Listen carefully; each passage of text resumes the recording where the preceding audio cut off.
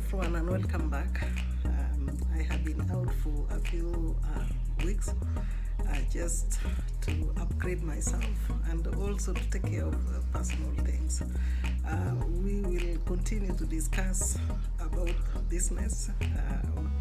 Last time we discussed about funding the business. We have discussed tips, and today I want to discuss about how to run that business effectively or successfully. We have set up the business, so how do we make sure that it is there for the long run? Number one, we want to keep good records. We talked about having a plan that shows you how the business is going to run for a year or 2 years. Keeping good records will ensure that you do have information that you can compare with that plan so that you can adjust accordingly. Are you actually going in the direction in which you said or in which you planned you will go? Without records, it will be very difficult, and that is where many businesses fail. So make sure that you do have good records.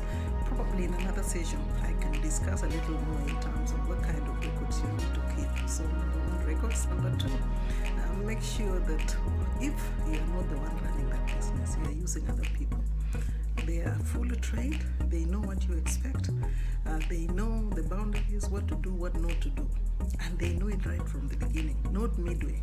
People are normally confused when you don't set those boundaries in the beginning, and then when something goes wrong, you want to rush and set the boundaries, and people don't take it very kindly. So make sure from the beginning they know what you expect from them, what to do, what not to do, and how you'll be able to deal with the shortcomings of their performance, and how you'll be able to deal also with their good performance. Moving on from the employees, you must monitor the business. If you are not the one running it full time, make sure at least you're in that business once or twice a day to make sure that you see the interaction between your people and the customers, and that you also know what is going on. That way you remain on top of that the situation, the business is going according to plan or not. So make sure you monitoring very closely. From monitoring, where do we go? We have to talk about restocking, making sure that you are doing timely restocking, and you're not only doing timely restocking, you are making sure that you are stocking that which the customers are asking for. And so you use the information of the inquiries to determine which direction to take your products or services, which more product or which more service should you be increasing as you do this restocking. Okay, so once we do restocking on time, what else do you need to do? You need to manage your relationships, not only with your customers, but with your suppliers, with your financials, because these are the people that make the business go on or be a going concern. So ensure that the relationships with these people are managed by keeping in touch, by listening to their needs, or asking how you can be able to work together more effectively. And then a very important one, upgrade, train. There is so much information about business, either online or even physical training. Some of it is free, some of it you have to pay minimum fee. Don't be afraid to pay a minimum fee to attend a training or to attend a course, because in any case, to make money you must invest money, right? So make sure that you're upgrading, you're not remaining where you are when you start the business. So there is new knowledge, there is new skill, as you go along.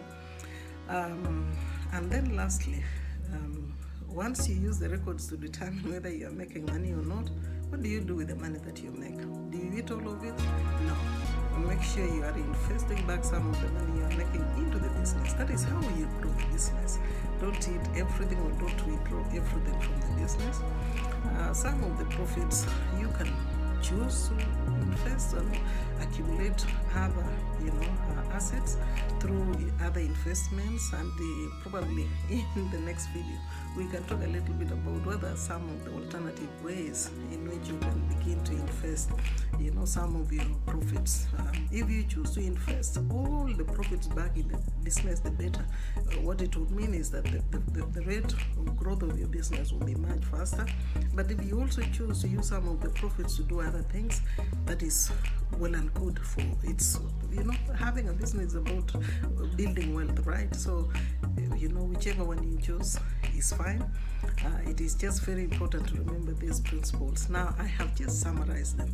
I'm very sure even at individual level you can unpack each one of these tips and make sure that you understand a little bit more in depth, more than I have summarized here. Okay, I think having said that, I want to leave it there. If you like, make sure to click like and subscribe so that you see me in the next video. And thank you very much for watching. I will see you next time.